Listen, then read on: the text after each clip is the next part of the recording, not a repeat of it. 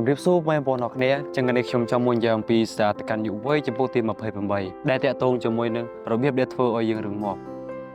អញ្ចឹងនេះខ្ញុំនឹងលើកយកមកពីចំណុចធំៗដែលតាក់ទងជាមួយនឹងរបៀបដែលធ្វើឲ្យយើងរឹងមាំទី1នោះគឺយើងត្រូវការសិក្សាអំពីព្រះគ្រីស្ទទី2នោះគឺយើងត្រូវការទុកចិត្តទៅលើទ្រង់អញ្ចឹងខ្ញុំនឹងបំបែកនៅចំណុចធំៗនឹងដើម្បីនឹងប្រាប់ដល់បងប្អូនអរគ្នាឲ្យបានយល់នៅចំណងជើងមួយនឹងអញ្ចឹងការសិក្សាអំពីព្រះគ្រីស្ទនៅពេលដែលយើងបានសិក្សាអំពីព្រះគ្រីស្ទហើយគឺយើងដឹងថាព្រះទ្រង់តែងតែនៅក្បែរយើងជានិច្ចព្រះអង្គទ្រង់តែងតែលើកទឹកចិត្តយើងព្រះអង្គទ្រង់តែងតែ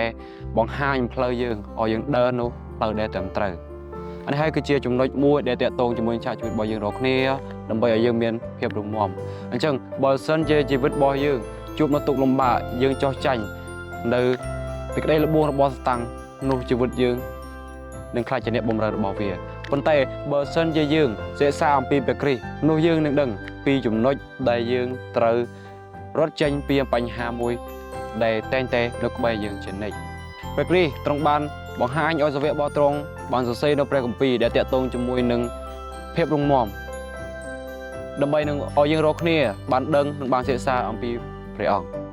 ភាពរឹងមាំនៅពេលដែលយើងទូចិត្តទៅលើទ្រង់នោះគ្មានអ្វីអាចនឹងបំបែកយើងចេញពីទ្រង់បានទេបើសិនជាសេចក្តីជំនឿរបស់យើងគឺស្ថិតស្ថេរជាប់ជាមួយនឹងព្រះចំណុចទី2ការទុកចិត្តទៅលើព្រះអញ្ចឹងយើងរកគ្នាបើសិនជាយើងទុកចិត្តទៅលើព្រះគឺសាតាំងវាមិនអាចលបងយើងបានទេប៉ុន្តែយើងត្រូវចាំថាយើងជាមនុស្សគឺយើងតែងតែជួបនៅសេចក្តីលបងយើងទាំងអស់គ្នា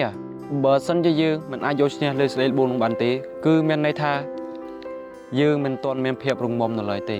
ព្រះគ្រីស្ទទ្រង់បានបង្ហាញប្រាប់ដល់យើងរាល់គ្នាឲ្យយើងទុកចិត្តទៅលើទ្រង់ឲ្យយើងសិក្សាអំពីទ្រង់ឲ្យបានច្រើននោះយើងនឹងមានភាពរឹងមាំនៅក្នុងជីវិតរបស់យើងអញ្ចឹងសម្រាប់យុវវ័យយើងគឺជាអ្នកធ្វើការបំពេញទ្រង់នៅពេលដែលព្រះអង្គទ្រង់ប្រើយើងឲ្យទៅចែកចាយដំណឹងល្អគ្រប់ទីកន្លែងគឺយើងតែងតែជួបបញ្ហាឧបសគ្គគឺសាតាំងវាតែងតែលបងយើងឲ្យយើងចោះចាញ់